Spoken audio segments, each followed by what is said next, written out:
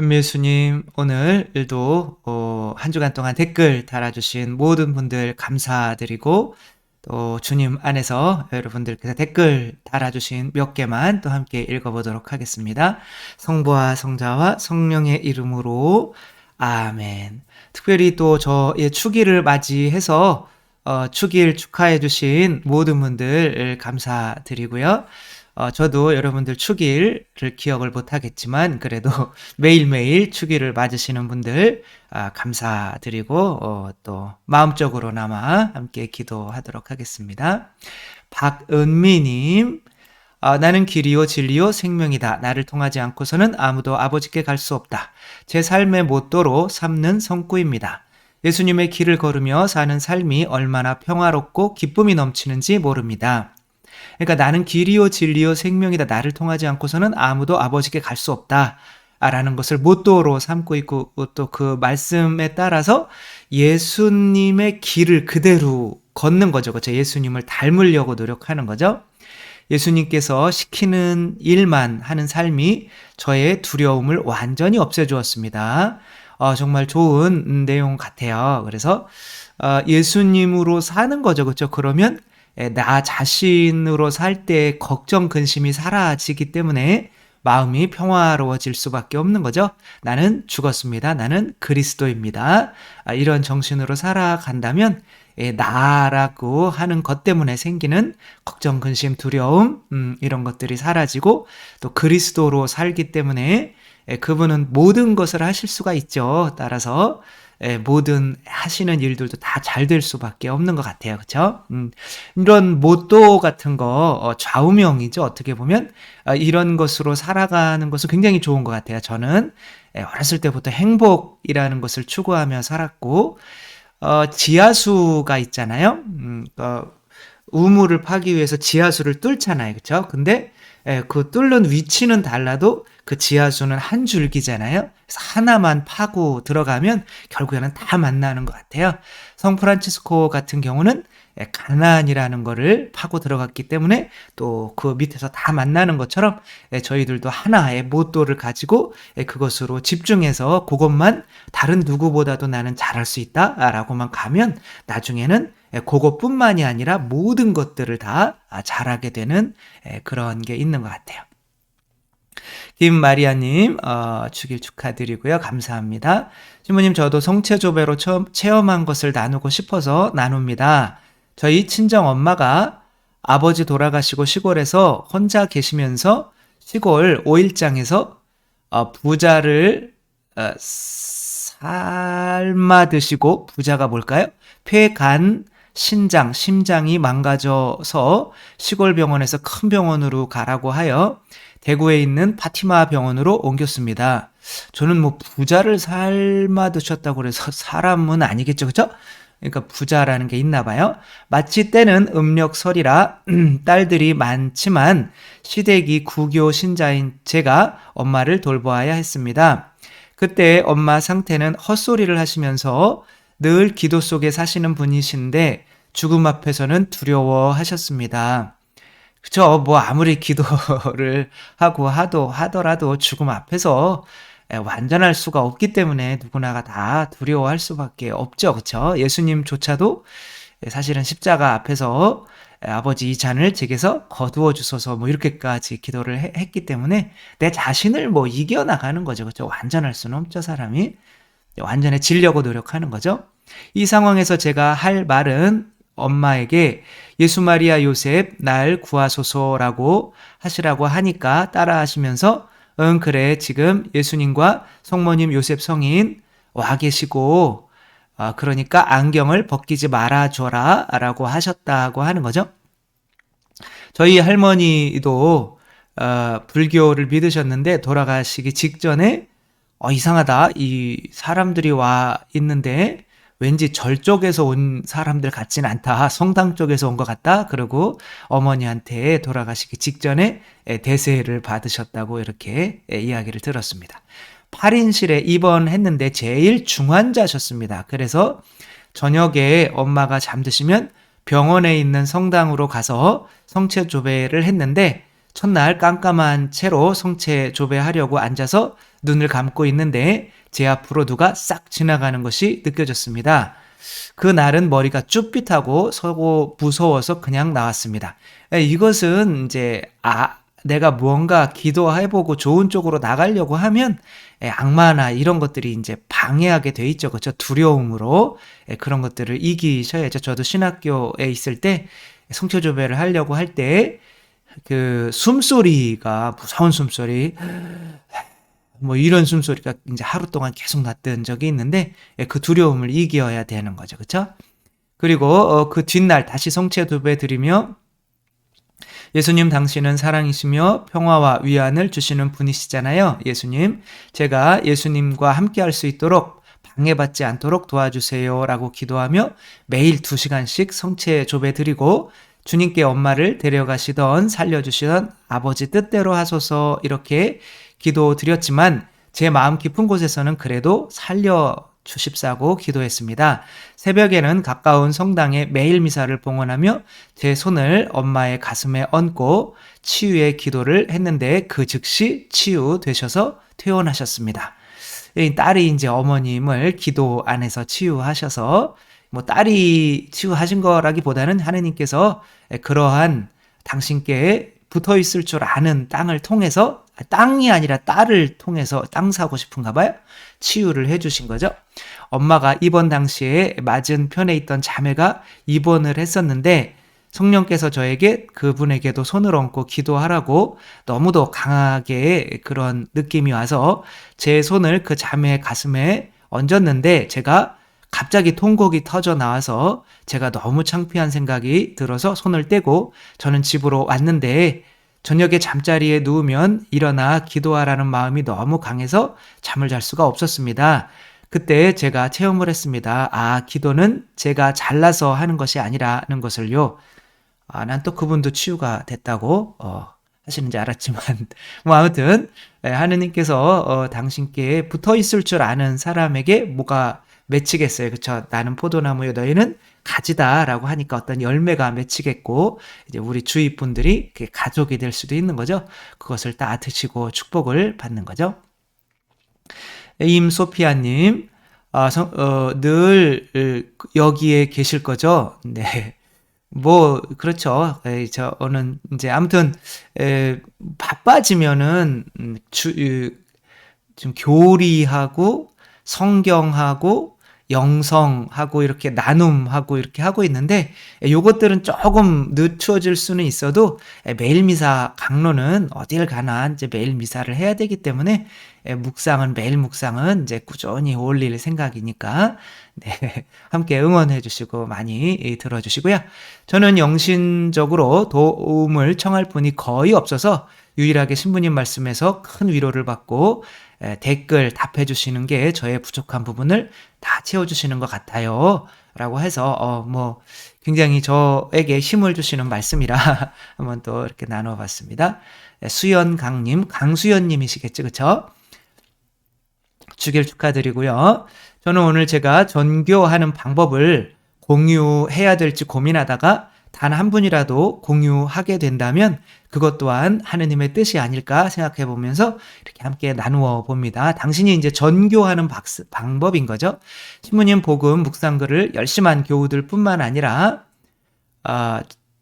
그래서 그렇게 열심한 교우들만 듣는 거는 아까운 마음이 들어서 한두 차례 만나면 전교하면 그 자리에서는 긍정적이다 할지라도 후속 조치가 없으면 효과가 없는 것 같습니다. 그래서 전교를 한 다음에 아마 제 거를 이렇게 보내드리는 것 같아요.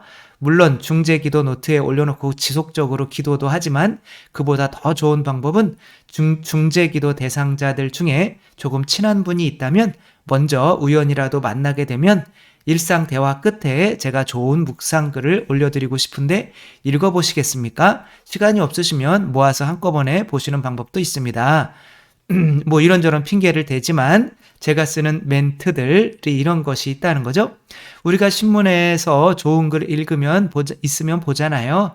그런 마음, 편안한 마음으로 보십시오. 지속적으로 보시면 아마도 진리의 말씀에 무릎을 치게 될 것입니다. 그때 신앙생활 하셔도 늦지 않습니다. 혹은 어떤 분이 저는 불자입니다 라고 하면 부처님을 지으신 하느님이 저의 하느님이십니다. 기분 나쁘실 수 있지 않을까요? 형제님을 지으신 하느님이 바로 저의 하느님. 아무튼 이런 여러 가지 멘트로 이렇게 복음을 전하신다는 거죠.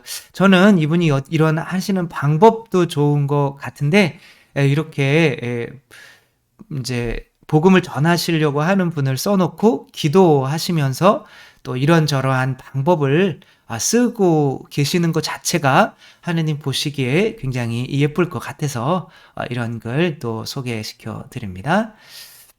한 달 전에 일괄 기도로 말씀이 전달되는 곳마다 그 영혼 구원과 그 가족 구원이 이루어지도록 축복 기도와 전교의 열매를 무한대로 열리게 성령께서 알아서 한 분 한 분 축복하시기를 이제 기도를 청한다고 하시는 거죠. 그렇죠?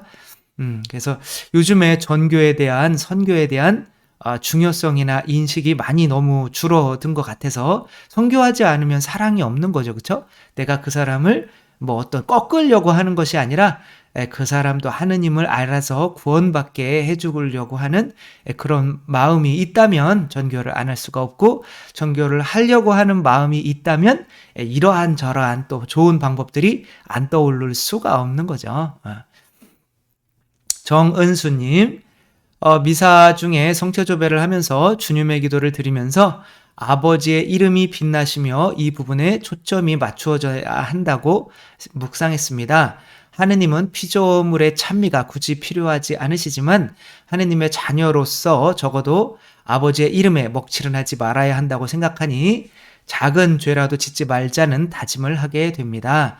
하느님의 이름을 빛나게 해드리면 아버지는 자동적으로, 나머지는 자동적으로 해결된다는 생각이 들었고 기쁨으로 가득 찬 나날입니다. 아까도 말씀드렸듯이 뭐 주님의 기도 사실 다 중요해요. 다 중요하지만 거기에서도 아버지의 이름이 거룩히 빛나시며 요거 하나만 깊이 모든 것을 주님의 영광을 위해서 평생 이것만 살아도 다른 모든 것들도 다 따라오게 돼 있는 거죠. 남모니카님, 역대기 상권에 그들이 키돈이라는 사람의 타작마당에 이르렀을 때였다. 소가 뛰는 바람에 괴가 떨어지려고 하자 우자가 손을 대어 붙들었다. 신부님, 우자가 소가 뛰는 바람에 손으로 괴를 붙잡았는데 왜 우자가 죽게 되었는지 궁금합니다. 안 붙잡았다가는 괴가 떨어져서 더 큰 죄일 것 같은데 생각이 들어서요. 요게 무슨 이야기냐면 이제 계약의 괴를 예루살렘으로 이렇게 올라오고 있는데 이제 키돈 사람의 타작 마당이 나중에 성전이 아마 지어지는 곳이 아닐까 생각이 드는데, 아무튼 여기로 올라오는데 이제 소가 활짝 그렇게 뛰는 바람에 계약의 괴가, 이제 계약의 괴는 하느님의 그 십계명판이 들어 있는 거죠. 그렇죠? 그래서 그 계약의 괴가 이제 뒤로 밀리면서 떨어지려고 하는데 그때 마침 가까이 있었던 이제 우자라고 하는 사람이 웃지 못하고 웃어야 될 상황은 아닌 것 같아요. 그렇죠? 우자가 이렇게 딱 되었는데 아마 깔려서 죽은 건지 어떻게 죽은 건지 거기에서는 이렇게 나오는 거죠. 하나님께서 그에게 벌을 내리셨다 라고 하는 거죠. 그러니까 이 괴악의 괴에 손을 댔기 때문에 죽은 거죠. 그러니까 만약에 손을 대지 않았다면, 내가 손을 대지 않았다면 괴악의 괴는 떨어져서 뭐 좀 찌그러지고 망가졌을 수도 있죠. 그렇죠? 근데 내가 그 괴악의 괴를 잘 지켜주려고 손을 댄 게 무슨 잘못이냐라고 할 수가 있는 거죠. 그러나 이제 그 계약의 괴는 누구만 만지게 될 수 있냐면 사제들, 지정된 사제들만 만지게 돼 있죠. 그러니까 만약에 지정된 사제들이 아닌 상태에서 이제 사제들이 그 주위에 이제 없었나 보죠. 그러니까 이제 우짜라고 하는 사람이 어떻게 저거 떨어지면 어떻게라고 이렇게 건드렸는데 그거 안에는 내가 저거를 건드려도 된다는 어떠한 그런 교만한 마음이 있었던 거죠. 아니 그래도 계약의 괴를 위한 거 아니냐, 하느님을 위한 거 아니냐라고 이제 이야기를 하는데, 만약에 뭐 신부님이라고 생각을 해보면 신부님이 본당에 파견을 받았다. 그런데 신부님이 아무래도 이 본당에 해를 끼치는 것 같다. 분명히 해를 끼칠 수가 있을까요? 뭐 그런 없지 않아 뭐 있을 수가 있다. 라고 한다면, 그래 이제 사제를 막 어떤 분이 때렸다. 때리진 않겠지만 제대로 하라고 이렇게 건드렸다. 그래서 뭐 그런 분도 있거든요. 고해성사 보는데 신부님이 또 뭐라 그러니까 끌어내서 멱살을 잡고 뺨을 때렸다라고 하는 이야기도 들여봤거든요. 그러니까 신부님 똑바로 하라고 이게 바로 교회를 위한 일 아니냐, 내가 교회 전체를 위한 일 아니냐. 당신 때문에 얼마나 많은 사람들이 지금 냉담을 하는 줄 아느냐. 라고 하며 뺨을 때리든지 욕을 하든지 아니면은 주교님한테 일러서 이제 쫓겨나게 만들든지 뭐 이런 여러 가지 일을 할 수가 있는 거잖아요. 그렇죠? 그런데 그것이 자칫 내가 하느님께서 정하신 어떤 룰을 깨는 교만이 될 수가 있는 거거든요. 그래서 나는 물론 하느님 혹은 우리 교회를 위해서 한다고 생각은 하는 거지만 더 이 교회를 유지해 왔던 것이 순종이고, 그쵸? 그래서 오히려 이제 그렇게 하게 되다 보면 그것이 단순한 의미로는 지금 당장으로는 좁은 의미로는 교회를 위한 거고 또 하느님을 위한 것으로 여겨질 수가 있는데, 크게 따지자면 그게 다 정당화가 된다면 맨날 이제 신부님 파견하면 우리는 싫다, 다른 신부 와라 뭐 하면서 매번 이제 전 세계가 그렇게 되고 또 하게 된다면 전체적으로 하느님께서 정하신 이런 것들에 대해서는 피해를 보게 되는 거죠. 그렇죠? 작은 의미로는 그게 이익인 것 같지만 크게 보면 하느님께서 정하신 것을 어기게 만드는 거고 불순종하게 만드는 방향으로 갈 수가 있는 것이기 때문에 하느님이 시키지 않았으면 이제 뭐 하느님이 시켰으면 그게 떨어지면 하느님이 알아서 하시는 거죠. 그쵸? 그게 이제 내가 마치 하느님이 정하지도 않았는데 내가 그것을 하는 것처럼 해서 하게 된다면 그게 이제 교만의 죄가 되는 거죠. 그 이야기를 이제 하고 있는 거라고 저는 이제 보는 거죠. 나초롱님, 신부님 강론은 저의 양식이 되고요. 한 발짝씩 걷는 노력이 시작되었습니다. 남편은 초등학교 5학년 때부터 마셨다던 술을 끊었습니다. 근거는 별로 없대요. 설마 했는데 2달이 지났습니다. 쉽지 않은 일인데 저도 너무 고마워서 잘해주려고 노력하고 있습니다. 아이들도 정말 놀라면서 좋아하다가도 또 드시지 않을까 해서 제가 말했습니다. 반드시 안 마실 거라고. 설령 다시 마신다고 해도 2달 넘게 끊는다는 게 어디냐라고 하는 거죠. 정말 하나하나 우리가 끊어가는 것 같아요. 그렇죠? 그리고 내 자신이 뭐 술을 끊는다고, 이분 같은 경우는 제가 볼 때는 술을 드셔도 크게 가정에 어떤 뭐 주정을 하거나 하지는 않는 분 같은데, 아무래도 이제 마시는 것보다는 안 마시는 게 나으니까, 저도 고백을 하자면 어제 술 마시는 거 약속드린 거를 이제 깼어요. 어제 4잔을 마셨어요. 3잔 마셔야 되는데 그냥 자꾸 따라줘가지고 하나하나 깨나가다가 보면 더 많이 마실 수가 있겠죠. 그렇죠? 그러나 뭐 한 6개월, 반년 정도 이렇게 하니까 너무 좋은 것 같아요. 그래서 그렇게 듣고 뭐 나중에는 뭐 2잔으로 줄일 수도 있고, 저도 점점 이제 줄여갈 생각이고, 그렇게 자신을 좀 세상 즐거움으로부터 줄여가는 것 자체가 또 주위 사람들에게 더 많은 사랑을 줄 수 있는 사람이 되어가는 것 같아요.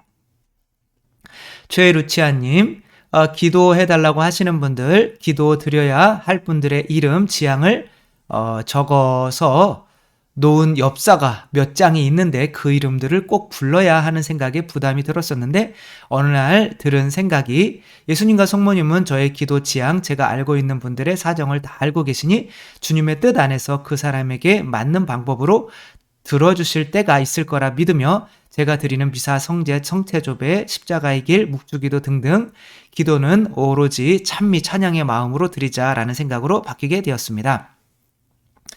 그러니까 저도 이제 그런 생각이에요. 그래서 그러나 이제 또 누구를 위해서 내가 지향을 하고 있는지는 또 기억을 해줄 수가 있어야 내가 기도를 드리면서 그런 사람들이 이렇게 좋아졌을 때, 그 내가 또 기도한 어떤 효과가 있구나라는 걸 또 알 수가 있으니까, 이제 기도를, 누군가를 위해서 기도를 드리는, 것은 옳은데, 기도 지향만 30분을 읽는다. 라고 하면 그때 30분 동안 주님을 찬미하면 더 많이 들어줄 텐데, 그쵸? 아까 그분도 성체조배 2시간 하고 어머니 병이 고쳐졌잖아요, 그쵸?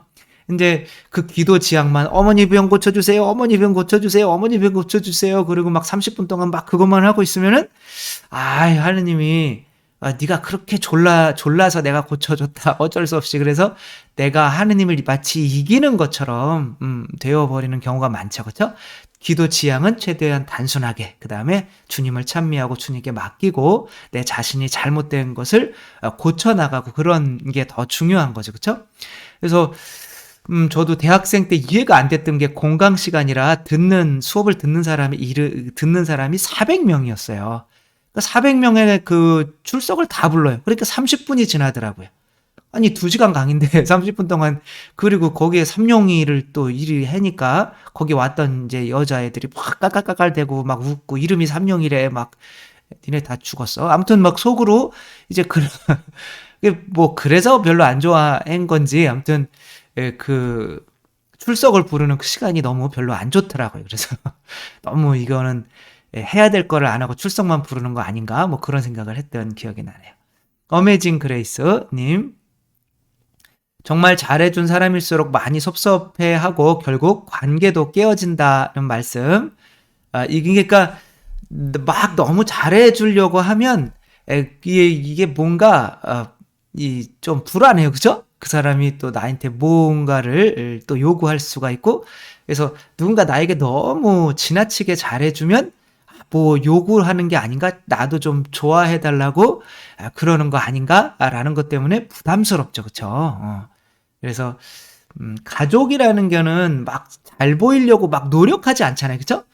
굳이 잘 보이려고 하지 않는 이제 그런 관계가 좀 편한 것 같아요, 그쵸? 오히려. 그래서 그런 관계 안에서 마음이 너무 아팠습니다. 점점 더 바라게 되는 것이 꼭 인간관계만이 아니라 하느님과의 관계에서도 일어날 수 있는 것 같습니다. 마찬가지인 것 같아요. 그렇죠? 그래서 주님의 기도만 바치면 충분한 것 같아요. 여기 쓰셨네요. 아버지께 청하는 유일한 기도는 주님의 기도인 것을 다시 상기해 보면서 기도 지향에 대해서 다시 생각하고 자제하게 되었습니다. 맞아요. 그쵸? 자꾸 나한테 뭔가를 잘해주면서 뭔가를 또 자꾸 요구해. 나 좀 좋아해 주세요. 이런 게 이제 부담스러운 것처럼, 하느님께도 자꾸 막 내가 이렇게 막 봉사를 막 억지로 열심히 하고, 뭐 감사한금을 억지로 열심히 내고 막 그러면 하느님도 얘가 또 뭐 바래서 그러는 거야. 너무 부담스럽네. 이렇게 되는 거죠. 그쵸?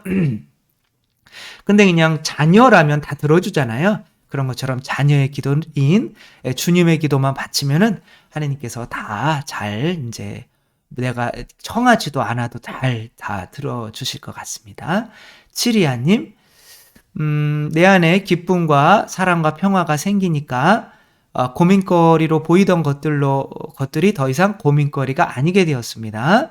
그러니까 내가 막 너무 기쁘고 뭐 하게 되면 내가 고민거리가 없어지고, 사실 고민거리가 없어지면 그 모든 게 또 잘 하느님께서 풀어주실 수가 있죠.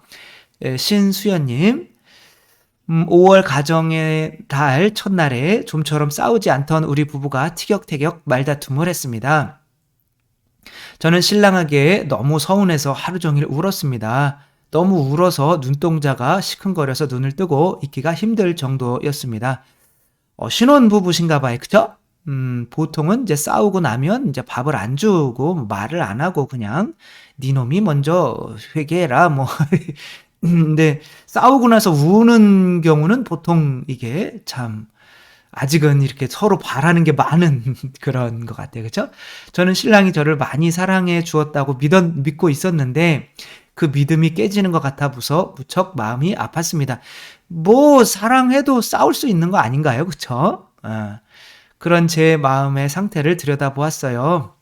그러니까 이제 내가 상대에게 너무 바라는 거, 의지하는 거죠. 그렇죠? 그러니까 관계라고 하는 거 제가 뭐 다른 채널에 또 올렸지만 관계를 맺을 수 있는 준비는 이 사람이 나한테 섭섭하게 하더라도 뭐 언젠가 뭐 오겠지. 크게 섭섭하지 않아야 되는 거죠. 그쵸? 내가 너무 섭섭하다라고 하는 말은 내가 이 사람에게 너무 기대를 걸고 있다는 거고, 그러면 너무 기대를 걸고 막 이러는 사람에게 상대방은 마음이 편할까요? 부담스러울까요? 너무 부담스러운 거예요. 그래서 막 뭐 한마디 해도 상처받을까봐. 그러니까 그게 너무 상대를 힘들게 하는 거죠. 그래서 에휴, 너 당신 어차피 결혼했으니까 나한테 막대해도 돼요. 뭐 이런 마음으로 할 때 상대가 편해서 오히려 잘해줄 수가 있는 거니까 우선적으로 하느님과 관계가 잘 되면 이제 좀 그렇게 갔으면 좋겠어요. 그쵸? 우린 곧 화해하고 관계가 회복되었지만 저는 오늘 출근길에서 신랑에 대한 서운함이 또 올라와서 지하철에서 또 울컥했습니다. 이게 아마 신혼부부인 것 같아요. 그쵸? 이게 살다 보면 이제 크게 뭐 기대하는 것도 없고 그냥 사는 것, 친구로 사는 것으로 그냥 기쁘고, 그쵸? 그리고 상대가 또 나한테 잘못할 수도 있고 나도 내가 모르는 잘못을 상대에게 할 수도 있고, 그쵸? 서로 잘못할 수 있으니까 뭐 어머니와 뭐 저와의 관계도 마찬가지인 거잖아요. 그쵸? 어머니도 뭐 저한테 잘못했고 저도 어머니한테 잘못할 수 있는 거고, 그러나 뭐 하루 이틀 지나면 뭐 다 지나갈 거야. 그런 관계가 좋은 거지. 저 사람 내가 이거 한번 잘못해서 저 사람 서운하게 하면은 이거 평생 갈 것 같은데 라는 식으로. 왜냐면 상대는 너무 막 나한테 잘해주는 거예요. 이거 너 나한테 한번 내가 이렇게 잘해주는데 너 나한테 한번 잘못하면 넌 죽어. 뭐 이런 식으로 하면 너무 부담스러운 거죠. 그러니까 당신 나한테 잘못해도 돼. 뭐 서운해해도 돼. 나중에 좋아지겠지. 뭐 하느님께서 맺어주신 건데 이런 편한 관계가 좋은 거예요. 좋은 것 같습니다. 정란경님, 신부님 강의 감사드리고요. 그런데 헛갈리는 부분이 있습니다. 마태오복음 18장 소제목을 보면 작은 이들을 업신여기지 마라. 되찾은 양의 비유, 형제가 죄를 지으면 깨우쳐 주어라. 함께 기도하면 아버지께서 들어주신다. 형제가 죄를 지으면 몇 번이고 용서하여라. 라는 이 흐름이 자비와 용서에 관해서 말씀하시는 것 같습니다. 맞죠? 그쵸? 근데 교회 말도 들으려고 하지 않거든. 그를 자기 민족 사람이나 세리처럼 여기라. 다른 민족 사람이나 세리처럼 여겨라라는 말을 죽게 내버려 둔다거나 파문시킨다는 의미로 해석하는 게 좀 이상합니다.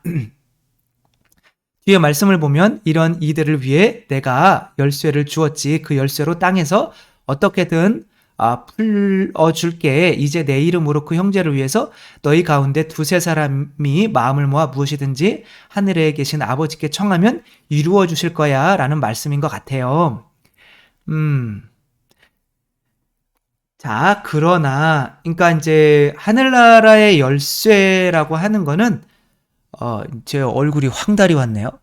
하늘나라의 열쇠라고 하는 거는 이제 평신도들이 하는 게 아니죠. 그렇죠? 12사도에게 주신 거고, 특별히 베드로에게 주신 거고, 베드로와 이제 일치하는 12사도에게 주신 거죠.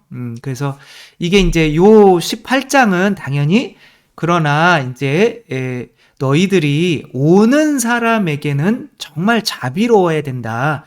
뭐 한번 고해성사 보고 또 잘못해요. 그리고 하루에 7번씩이나 고해성사를 봐요. 그럼 하루에 7번 정도만 용서해주면 되는 거 아닙니까? 라고 할 때 예수님께서 아니요. 그리고 이제 하루에 7번씩 70번이라도 용서해줘야 돼 라고 하는 거죠. 당연히 교회가 자비를 가져야 되는 거는 당연한 일인 거죠. 그렇죠? 그리고 당연히 회개하지 않으려고 하는 사람들에게는 기도가 필요한 거죠. 그러나 여기에서 너희가 용서하면 용서받을 것이고 용서해주지 않으면 용서받지 못한 채로 남아있을 것이다 라고 하는 것은 또한 누구에게 하는 말이냐면 베드로에게 처음에 그때 하늘나라 열쇠 16장에서 줄 때 네가 용서해주지 않으면 용서받지 못할 것이고, 그렇죠? 땅에서 매면 하늘에도 매일 것이고 땅에서 풀면 하늘에도 풀 것이다. 이것은 죄를 용서하는 권한을 주신 거예요. 그렇죠? 그래서 이 권한 때문에 파문도 있는 거고, 교회에서 파문이라고 하는 게 있는 거거든요.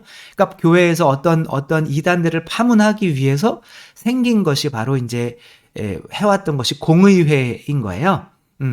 근데 이 근거가 여기에 있는 거예요. 그래서 한 명이 가서, 그러니까 전체적인 맥락은 당연히 용서해달라라고 오면 다 용서는 해줘야 되는 거고, 근데 또 마테오복음 전체에서 보면 하늘나라의 열쇠를 가진 것은 교회인 거예요.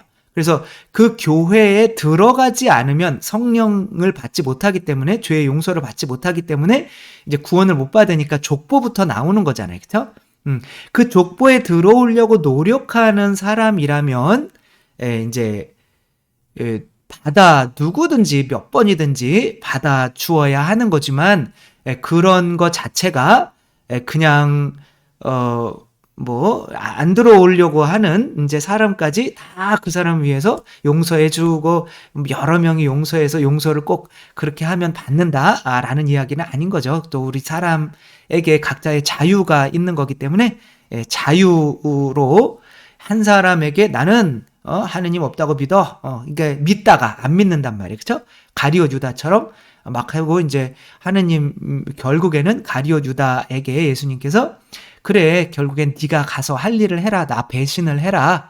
라고 하는 거는 이제 너는 내가 너를 이방인처럼 여길 거야. 더 이상 너를 구원해 줄 사람은 세상에 없어. 라고 예수님께서 어떻게 보면 가룟 유다에게 하늘나라의 문을 이제 잠그시는 거죠. 물론 다시 돌아와서 또 회개해서 하면 되는 거지만 이게 예수님께서 잠그면 사실은 끝난 거죠. 그렇죠? 그 사람의 영혼 상태를 아시니까. 그러니까 전체적인 맥락으로는 자비로운 것이 맞는데 이제 그 하늘나라의 열쇠로 그 돌아오려고 하지 않는, 그래서 한 명이 가도 싫다고 두 명이 가도 싫다고 그러고 교회 전체가 가도 싫다고 하고 이 사람을 위해서도 계속 그 사람을 위해서 열쇠를 열어줘라 쫓아가서 라고 하는 것이 아니라 어쨌거나 죄를 용서받는 거는 그 사람의 자유의지가 필요한 거니까 본인 자유의지로 오면 항상 용서해 주는 거는 맞지만 또 교회를 위해서 가룟 유다를 이제 거기에서 계속 이렇게 있게 만들면 이제 우리 같은 사도들이 가룟 유다를 죽이게 될 수도 있잖아요. 이 배신자라고 하면서. 그렇죠? 그러니까 교회 전체의 이익을 위해서는 그 사람을 장가버려야 되는 경우도 있거든요. 그걸 파문이라고 하는 거거든요. 그러니까 그런 거를 좀 균형 있게 이제 마태복음 18장을 좀 이렇게 보면 더 좋지 않을까. 그러나 전체적으로는 너희가 자비로워야 된다라고 하는 흐름은 맞는 거다라고 하는 것 같습니다. 손천규님, 평소에 신부님 묵상글과 유튜브를 열심히 보는 신자인데요. 교리에 대해서 궁금한 게 있습니다. 죽으면 저승에 가서 떠난 가족을 알아보고 만날 수 있는지요? 그래서 사람들이 천국에 가면 뭔가 이렇게 정신이 멍해지고 약 먹은 것처럼 그렇게 생각을 할 수가 있는데, 그래서 남자 여자 성도 막 없어지고 막 친척이나 이런 관계도 없어지고 막 전혀 그렇지 않아요. 가서 예수님께서 아무나 성모 어머니 못 알아보신다고 생각해봐요. 성모 어머니는 천국에서도 예수님의 어머니인 거예요. 그래서 예수님의 어머니이기 때문에 저희 어머니가 며칠 전에 에버랜드 같이 갔다 오면서 묵주기도, 나는 너 죽을 때 묵주만 하나 넣어줘라. 그래서 왜요? 그랬더니 아니 베드로가 이제 있는데 베드로가 나 안드레어 보내면은 묵주를 이렇게 해서 확 던지면은 이게 성모님이 어머니잖아요. 그렇죠? 베드로의 어머니기도 되는 거잖아요. 교회의 어머니니까. 그러니까 우리 엄마 묵주인데 이렇게 갔을 때 내가 쏙 들어가면 된다. 이렇게 말씀을 하시는데, 베드로는 하늘나라에서도 베드로고 예수님은 하늘나라에서도 예수님이고, 또 예수님의 엄마는 하늘나라에서도 예수님의 어머니고, 요셉 성인도 하늘나라에서 예수님의 아버지고, 이런 건 변함이 없어요. 오히려 더 명확해집니다. 그러니까 하늘나라에서 가족을 분명히 알아보고 분명히 만날 수 있으니까 걱정 근심 붙들어 메어 놓으시고 이렇게 죽기만 하시면 됩니다. 이런 말을 하려고 할 뻔은 큰일 날 뻔했어요. 그죠?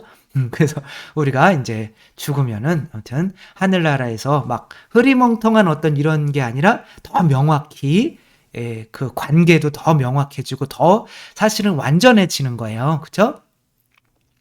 근데 뭐 여러 번 결혼한 사람은 어떻게 되냐? 그건 모르겠어요. 모르겠고.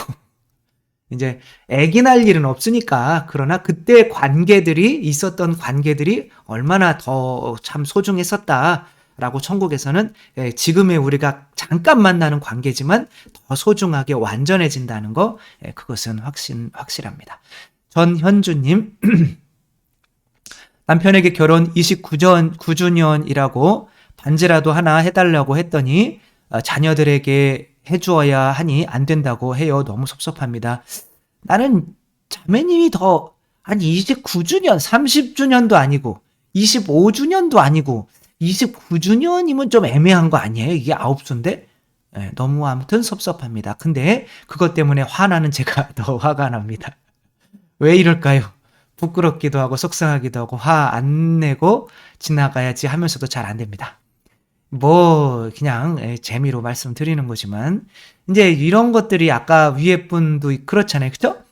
너무 기대하는 거 아닌가요? 관계를 통해서. 그죠? 남편에게 내가 남편을 통해서 정말 행복할 쓰고 남편이 나를 정말 행복하게 해주는 사람이야. 이게 이제 관계라고 하는 거는 만약에 여기에 이제 그릇이 있다라고 하면 이게 이제 사람이고 이게 이제 하느님이라고 생각해봐요. 그러니까 하느님에게서부터 오는 행복이 있고 사람에게부터 오는 행복이 있잖아요. 그래서 나의 행복은 이렇게 하느님으로부터 오는 행복, 사람에게로부터 오는 행복을 이렇게 채우면 내 행복이 되는 거라고 생각하시면 안 돼요. 일단은 하느님으로부터 오는 행복으로 내가 다 차야 돼요. 그래야 다른 사람을 내 행복을 위해서 괴롭히지 않게 돼요. 그리고 이렇게 흐르잖아요. 내 행복이 이제는 흐르잖아요. 그렇죠? 이것이 이제 사람을 위한 행복으로 가는 거예요. 그러면 이 사람을 위한 행복, 이제 내가 사람을 행복하게 해주는 거죠. 그러니까 이 사람이 나를 섭섭하게 하더라도 나는 이미 행복이 찬 거예요. 하느님의 행복으로. 그러니까 다른 사람을 괴롭히지 않게 되는 거죠. 그런데 또 이 사람이 또 나를 또 사랑하게 해준다. 그러면은 그릇이 지금은 가득 찼잖아요. 그렇죠? 근데 그릇이 2개예요. 또 이제 사람으로 인한 또 행복도 있는 거. 어떻게 잘은 아직은 확실은 모르겠지만 이 행복이 찾으면은 이제 여기에 이거는 뭐 있어도 되고 없어도 되는 건데, 그러니까 하느님도 하느님 삼위일체의 성부, 성자, 성령 삼위일체의 행복으로 하느님도 충만하셨거든요. 그 충만한 행복이 넘쳐서 어떻게 되는 거야? 인간들을 사랑해서 또 이건 뭐 굳이 있어도 되고 없어도 되는 거지만 이 행복이 더 커진 거죠. 그렇죠? 그러니까 부부의 행복도 마찬가지잖아요. 우리 부부의 행복이 충만해요. 자식이 없어도 돼. 그러나 그 행복이 넘쳐서 자식들과의 더 행복이 있어야 되는 거지, 내가 이것들을 자식들을 위한 행복으로 나를 채우려고 하고 부부에 대한 행복이 줄어든다면 결국에는 자식들도 나를 사랑하지 않게 되는 거죠. 그래서 일단은 내가 우선적으로 채워야 되는 행복, 하느님과의 행복이 채워지고, 그 다음에는 남편과의 혹은 아내와의 행복이 채워지고, 그 다음에는 이제 그 자녀와의 행복이 채워지고, 그 다음에는 또 이웃들과의 행복이 채워지고, 이렇게 나가야 하는 거죠. 그렇죠? 그렇지 않으면 내가 남편과 채워지지 않은 행복을 자식들을 위해서 채우려고 하기 때문에 자식들이 부담을 느끼고, 처음에는 막 부모한테 잘하려고 하다가도 순종하다가도 나중에는 막 때려치우고 막 갑시다 뭐 나 집 나가고 막 이런 일이 벌어질 수 있으니까 이 행복의 순서는 잘 채워가셔야 된다는 거. 박진영 플래나원님, 저는 서울에서 플래나원 마스크 업체를 운영하고 있는 박마리아입니다. 시문이 복음과 찬양 말씀을 잘 경청하고 있습니다. 부활과 성모님의 계절에 숨쉬기 편한 모시 오가닉 면 와이어 마스크, 이거 은근히 지금 읽어드리면서 홍보해드리는 것 같네요. 아무튼 와이어 마스크를 시문님께 목소리 차원에서 선물로 드리고 싶습니다. 네, 죽산 성지로 보내주시면 돼요. 죽산 성지 있으니까 죽산성지. 예, 쉽잖아요. 그죠? 수원교구 영성반 그럼 좀 골치 아프니까. 그러니까 어차피 같이 하고 있는 거니까 죽산성지로 보내주시면 잘 쓰도록 하겠습니다. 나라 물고기님, 제가 가까이 지내는 우간다에서 오신 친구들이 있어요. 형제 자매가 많은데 모두 이름과 성이 다 다릅니다.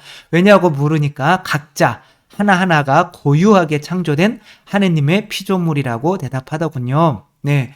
그래서 뭐 그때 아마 이 말씀 드린 것 때문에 그런 것 같아요. 그쵸? 이게 그 어느 아프리카의 어떤 부족의 그 이름 아이의 생일은 그 어머니가 이제 혼자 가서 그 아이의 그 노래를 하늘로부터 받았을 때가 이제 아기가 이제 실제로 잉태된 날이 이 생일이 아니라 그 노래를 받은 날이 이제 생일이 된다라고 이제 해서 그죠?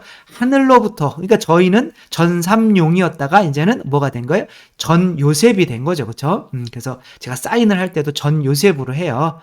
그래서 근데 또 너무 부모 성도 안 따면 부모를 통해서 온 게 또 사라지잖아요. 그러니까 저는 그게 맞는 것 같아요. 부모 성도 있고 그러나 이름이 있었는데 그 이름이 아니라 이제 하느님이 주신 이름 요셉이라는 이름을 이렇게 넣는 게 이제 더 좋은 것 같아요. 유스티나님, 요한 1서 2장 28절. 그러니 이제 자매 여러분, 이제 자녀 여러분, 그분 안에 머무르십시오. 그래야 그분께서 나타나실 때 우리가 확신을 가질 수 있게 되고 그분의 재림 때에 그분 앞에서 부끄러운 일을 당하지 않을 것입니다. 그분께서 의로우신 분이심을 깨달으면 의로운 일을 실천하는 사람들이 모두 하느님에게서 태어났다는 것도 알게 됩니다. 아버지께서 우리에게 얼마나 큰 사랑을 주시어 우리가 하느님의 자녀라고 불리게 되었는지 생각해 보십시오. 과연 우리는 하느님의 자녀입니다. 세상이 우리를 알지 못하는 까닭은 세상이 그분을 알지 못하였기 때문입니다. 네, 말씀이 너무 좋죠? 3년 전쯤에 미사 후에 보좌 신부님께서 만들어주신 말씀 사탕을 뽑았는데 문득 그때의 품은 성구가 생각이 나서 가져와 봤습니다. 그러니 이제 자녀 여러분 그분 안에 머무르십시오. 짧지만 힘이 되어서 책상 벽 쪽에 잘 붙여두었는데 아직도 멀쩡히 살아있어요. 제 마음속에서도요. 너희는 나 없이 아무것도 하지 못한다 라는 말씀이 믿기 전엔 무슨 뜻인지 와닿지 않아 숨 막히기도 했지만 내키는 대로 제 뜻이 사는 삶을 제발 피하길 바라는 지금에는 이 성구가 큰 위로가 됩니다. 네, 감사합니다. 네, 저의 축일이라고 그때 호두파이 이야기를 했더니 이제 호두파이를 보내주셔서 이렇게 읽어드렸습니다. 내용이 이제 좋아서 읽어드린 거기도 하고 감사하고 뭐 다른 분들도 너무 많이 보내주셔가지고 정말 선물 뜯는 재미로 살았네요. 그래서 정말 많이 보내주셔서 감사하기도 하고 그래서 주위에 또 가난한 분들도 많이 있고 할 텐데 그분들에게 가도 참 좋은 것들인데 이제 뭐 보내주셔서 감사하고 물론 그런 분들도 또 주위에 당연히 그런 분들에게 좋은 일을 많이 하시겠지만 그래서 너무 받아서 죄송한 마음이 너무 많았다는 거. 네. 정베로니카님 요즘 강론 중에 계속 나오는 자공, 성령, 예수님을 들으며 오래전 20살 세례받을 즈음에 꾸었던 꿈 이야기가 떠올랐습니다. 꿈에 개신교 신학생과 천주교 신학생이 토론을 하고 있는데 굉장히 학식이 있는 꿈을 꾸시네요. 개신교 신학생이 천주교에서 하는 묵주기도가 성경에 어디 나오냐고 왜 그런 기도를 하느냐고 묻는 거예요. 꿈속에서였지만 저도 궁금하더라고요. 거기서 천주교 신학생이 그 물음에 대답을 하는 것이었는데 묵주는 성모님이 예수님을 잉태하셨을 때 자궁 안에서 예수님을 감싸고 있던 탯줄이라고 하며 우리는 성모님으로부터 탯줄을 통해서 예수님께 영양분이 가서 예수님이 태어나신 것처럼 묵주기도를 통해서도 예수님과 성모님을 잇는 그 영양분을 섭취하는 거라고 아무튼 꿈속에서 그런 거구나 하고 깨어났는데 40년이 지난 지금까지도 너무 생생해서 기도할 때 예수님과 성모님을 잇는 탯줄이다 라고 생각하며 기도해요. 그러니까 너무 좋은 비유 같아요. 그죠? 그러니까 예수님께서도 태중에 있는데 그냥 계신 게 아니죠. 그죠? 예수님이 탯줄을 끊어버릴 수도 있는 거잖아요. 근데 예수님이 성모님으로부터 탯줄을 이렇게 받는 거는 성모님께 기도한다고 봐도 무난한 거거든요. 그쵸? 저희들도 하느님으로부터 나는 포도나무요 너희는 가지다. 그 나무에 붙어 있으면서 거기로부터 오는 영양분을 먹고 있는 것처럼 기도, 예수님도 사실 성모님으로부터 이렇게 기도하는 거죠. 그렇죠? 그러면서 예수님도 사실 성모님 태중에 성장하신 것처럼 저희들도 똑같이 이 묵주기도를 통해서 성장하고 있는 거죠. 그렇죠? 정말 좋은 비유를 이렇게 꿈에서 이렇게 받으셔서 정말 대단하신 것 같습니다. 신레지나님, 하사씨 다 읽었습니다. 내 자신도 믿기지 않지만 10권을 다 읽고 나니 믿음이 변치 않게 되었습니다. 그동안 부활도 가끔 정말 그랬을까 생각했거든요. 그 많은 기적들을 글로 쓰면 온 세상을 메우고도 부족하다는 요한복음이 과장이 아니었구나라고 했어요. 저도 이런 거 느꼈어요. 그쵸? 똑같이 느끼는 거죠. 9권 순환과 10권 영광스럽게 되심을 다시 또 읽으려고 합니다. 네. 다시 1권부터 계속 여러 번 읽으면 1권부터 한번 다시 읽어보세요. 9권, 10권만 읽지 마시고 한 번 읽을 때랑 2번 읽을 때 보이는 게 또 달라요. 3번 읽을 때 보이는 게 다르고 그 봉준호 감독의 영화 안에서는 워낙 디테일하게 만들었기 때문에 한 번 볼 때랑 2번 볼 때랑 3번 볼 때랑 이제 그런 장면이 보이는 것들이 안 보이는 것들이 보이는 것 있잖아요. 그렇죠? 그런 진리나 이런 것들은 확실히 여러 번 보면 볼수록 보이는 것들이 다른 것 같아요. 저는 91년부터 지금까지 계속 읽고 있는데 새로운 것들이 있어요. 그러니까 1권부터 자꾸 반복해서 보시면 좋을 것 같습니다. 정은수님, 악마도 있고 지옥도 있음을 확신합니다. 저의 모친이 꿈을 나누고자 합니다. 제 모친 동네에 냉담을 했던 할머니가 소천하셨는데 우리 엄마 꿈에 그 할머니한테 시커먼 남자들이 정과 망치를 들고 이 할머니의 이마에서 십자가 인호를 지워야 한다며 이마에서 십자가를 파내고 피투성이가 된 할머니는 괴로움에 몸부림치는 것을 보면서 너무 놀라 밤중에 일어나 묵주기도를 바치고 겨우 잠이 들으셨다고 합니다. 어느 책에서도 한 번 찍힌 인호는 절대 없앨 수 없다고 들은 적이 있어요. 공포스러운 이야기지만 새겨야 할 것 같아 나눔합니다. 정말 저도 이런 꿈은 아마 처음 보는 것 같은데 이제 지옥에 만약에 가게 되면 이 인호가 있잖아요. 그렇죠? 그럼 그 인호를 파내려고 정 들고 망치 들고 이 인호를 여기를 파낸다.